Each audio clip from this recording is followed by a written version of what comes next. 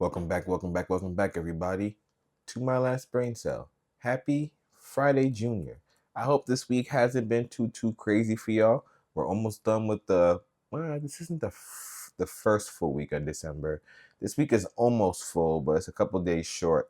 But we're almost done with the this partial week of December, and the weekend is upon us. I don't know about y'all, but I'm very much looking forward to this weekend. Me and my girlfriend are gonna go see the JJK movie, so I cannot wait. I cannot wait.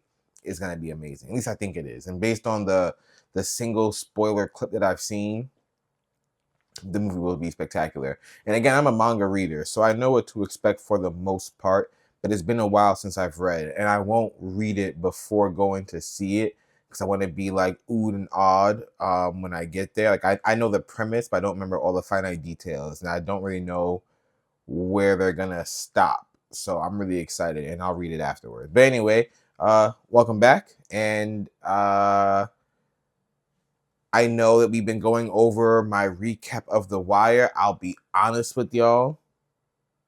I'm not done with season 4. I'm not. I'm really taking my time with this season to make sure I don't miss anything. Like I'm trying to get as many pertinent details. I've been taking notes. And so right now I think I'm about to start episode 5 of season 4. So like things are slowly taking shape, and I feel like I feel like this season is gonna be the end of one of my favorite characters. So, but I'm not sure. I just have that feeling. You feel me? But anyway, so I won't have The Wire to talk to you guys about, but I do have a topic that we'll talk about after today's question of the day. So without further ado, let's get into today's question of the day. So, in between my watches of The Wire, so I banged through seasons 1 and 2, and then I got to season 3 and kind of paced myself a little bit, and now I'm really pacing myself in season 4. But before I started season 4, or before I even started The Wire, you guys know I was watching the Batman the Animated Series and watching the Superman the Animated Series. So when I finished with those and I needed something just a little bit different from The Wire, I threw on Batman Beyond just for the hell of it, and it wasn't bad. Like I think that the original animated series was way better, but Batman Beyond was still really good. His fights were good. He obviously was nowhere near as trained as Batman himself, but it was still good. But it prompted a question because Kevin Conroy obviously continued to voice Batman in Batman Beyond. And one thing that I noted was that in earlier seasons of the Batman the Animated Series, like you could tell that Conroy had a Batman voice and a Bruce Wayne voice. Like his Bruce Wayne voice was just naturally lighter. It was his voice, and his Batman voice, like most Batman, is just his voice but deeper. But then as Conroy became older, his voice was just the voice. His voice was Batman and Bruce, right?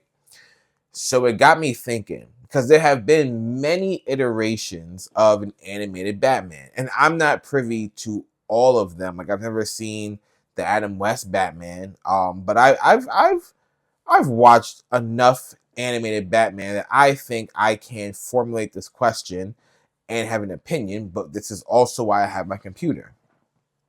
Today's question of the day: who do you think is the best Batman animated voice besides Kevin Conroy? You cannot include Kevin Conroy on your list because he is Batman. You know what I mean? Like that's Batman through and through. And now I wanted to say I originally thought about making like who's the best Batman voice and including live actions, but I don't think that's fair. So we're going to specifically do animated iterations. And again, you cannot include Kevin Conroy. And the reason I have my computer is because I wanted to make sure I give the proper respect or homage to the voice actor themselves. So I pulled up a site that actually has all of the Batman in chronological order, starting from the very like first Batman all the way up to the most recent iteration. I don't know what the most recent iteration is, but Kevin Conroy is number 23 on this list, and it started on 26. So that tells you how long he actually was doing this. So again, not including Kevin Conroy. The next person on this list is someone named Reno Romano. And if you don't know who Reno Romano is, he actually was the Batman for the 2004 Batman animated series. And that was Batman animated series that I actually grew up on, because the animated series was out when I was like a child, and like I wouldn't really remember it as vividly as I would this one. And so for me personally, he's definitely pretty high up. But I'm gonna see who else is on this list, because I know there are a lot. Never watched this one. I never watched the Brave and the Bold series. William Baldwin, okay, he was also good. This is the one that voiced Batman for Crisis on Two Earths. I liked his Batman. His Batman had a more believable voice that didn't sound like he was faking the gruff. It sounded like his voice was just naturally gruff. So those are two Batman that I'm familiar with. So we got William Baldwin and we got Rita Romano that we're gonna be able to judge. So okay, there's also Bruce Greenwood, and Bruce Greenwood did the Dark Knight for the Young Justice series. He also did Batman for the Under the Red Hood movies. That's another one that I can rate. His voice was pretty good. I don't remember this movie. Oh, which one is this one? Yeah, okay. Peter Weller. He was the old man Batman from the year one movies. Hold on, let me just make sure I know it's the right one. Yeah, for the Dark Knight Returns films. For the older Batman, that was really good. Okay, I'm not counting Seth Green. Like, I'm only gonna count serious iteration. I'm not gonna count the Robot Chicken one. Never watched that one. I'm not gonna count Lego Batman, like I said. Jason O'Mara. We gotta put respect on Jason O'Mara's name. If you don't know Jason O'Mara, that's the one who's played Batman in the DC animated movie universe. Like, you gotta put respect on Jason's name. Yeah, he's been amazing. Will Arnett, again, I'm not gonna count. Michael C. Hall. Now, okay, I'm not gonna count this Batman because this was the Batman that was like the vampire for Gods and Monsters. I won't count him because he wasn't your regular like Batman. Roger Craig Smith. Don't know who that is. Jimmy Kimmel, I'm not counting. Not counting this person. Okay, I didn't watch those films. Jensen Ackles, that's someone I thought was gonna be on here. Okay, I gotta rate him. Anson Mount, I don't remember him in the Injustice films. I won't count him. Ethan Hawke, I didn't see him. Keanu Reeves, not gonna count that for League of Super Pets. And Nat Wolf, don't know what that is. Okay, that one doesn't count either. Okay, so the Batman that I am going to rate consists of Jensen Ackles, and spoiler alert, he is gonna be at the bottom of my list. I'm gonna be honest with you. Like, I thought he did a good job as Batman. He was the Batman for, if I'm not mistaken, okay, he did the Long Halloween, which I thought was really good. And he was also the Batman in the it's right here, the Legion of Superheroes and the Justice League Warlord or War World, like those films. I thought he did good, but I don't think he was a good Batman. He also voiced Red Hood in the Red Hood movie, which has another Batman on this list, and I thought Jensen Ackles did great as the Red Hood. I don't think I'd be intimidated by his Batman, personally. So Jensen Ackles is going to be in the bottom of my list, right? So he's number, I think, like 6. So Michael C. Hall, not going to count. So Jason O'Mara, I got to put him... I think I put Jason O'Mara at number 2. Because it's tough, right? Because Jason O'Mara, to me, is a phenomenal Batman. I don't think we get much Bruce Wayne out of Jason O'Mara's Batman. You get all Batman all the time. It feels like there were a lot of Batman movies for the DC animated universe during that run.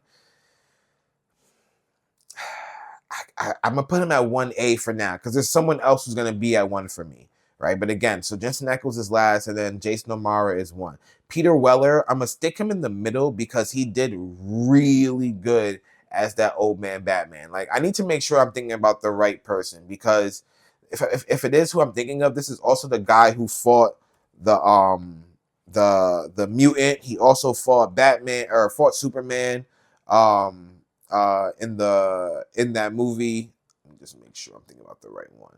Yeah, his iteration of Batman was amazing. I really enjoyed it. Let me just make sure it's the right one I'm thinking of. Yeah, it is. Yeah, he fought the mutant. He fought Superman. Yeah, those. And he has one of my favorite monologues. Like, you don't get it, son.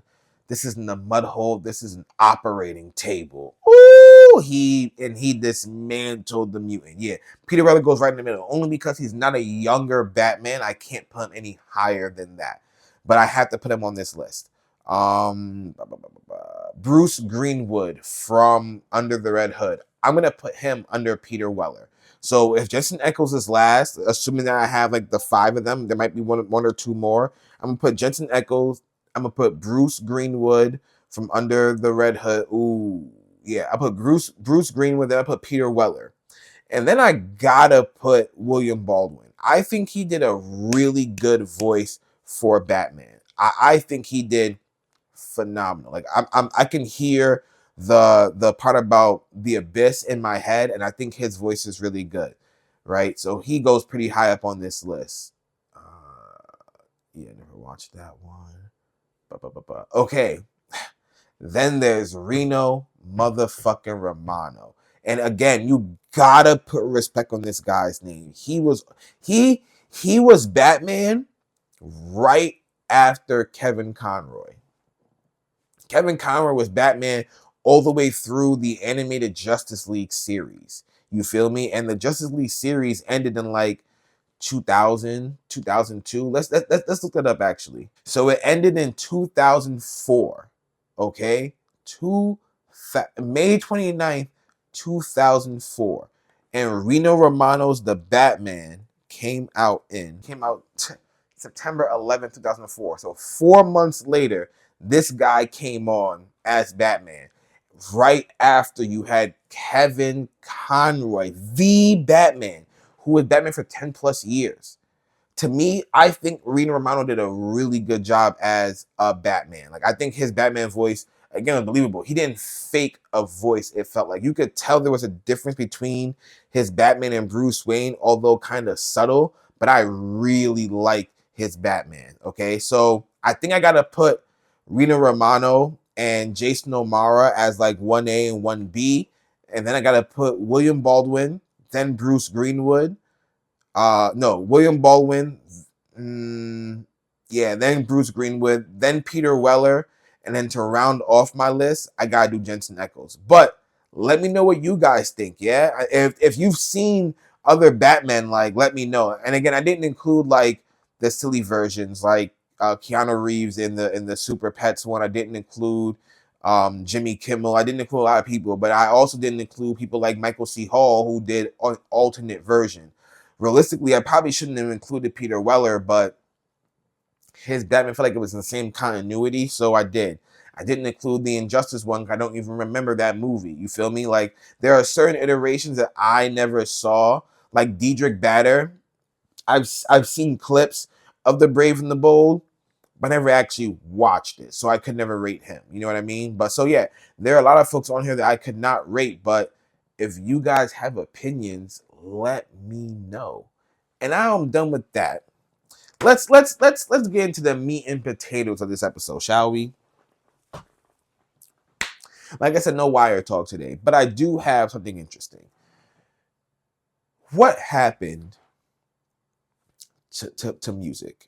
I know that sounds like a really open-ended question, but like, what happened? I got prompted, you know, the it's that time of year. The year is ending, so I got prompted for the my replay on Apple Music, right? And it reminded me of two things. One, what happened to music? And I'll get more into that a little bit later. And then two, the Clips album is album of the year. Can we be honest? Can we be honest? Clips album of the year. Period. Argue with your mama. Okay, enough about that. But what happened to music, man? I remember, and this thought has been on my mind for some time now, but I keep forgetting to bring it up to y'all. But I remember when we had remixes to songs. I remember when artists would hop on other people's songs or beats to prove that they could out rap them or outdo them. I remember you just had collaborations of artists coming together. I remember when ciphers were very sought after. What happened? Where did it go? How did we lose it? Can we bring it back? What needs to be done to bring it back? Is it a lack of camaraderie in the culture right now? You know, I'm getting clips now of podcasts of Fab, Mano, Jim Jones, and Dave East podcast. I think it's called The Wrap Up, right? I mean Wrap Underground. One of the two names, right? And a clip I saw, Fabulous talking about how he will almost always clear any beat that another person wants to use. Like unless the song is garbage, he will clear it. So it made me ask myself, like, is that what's happening?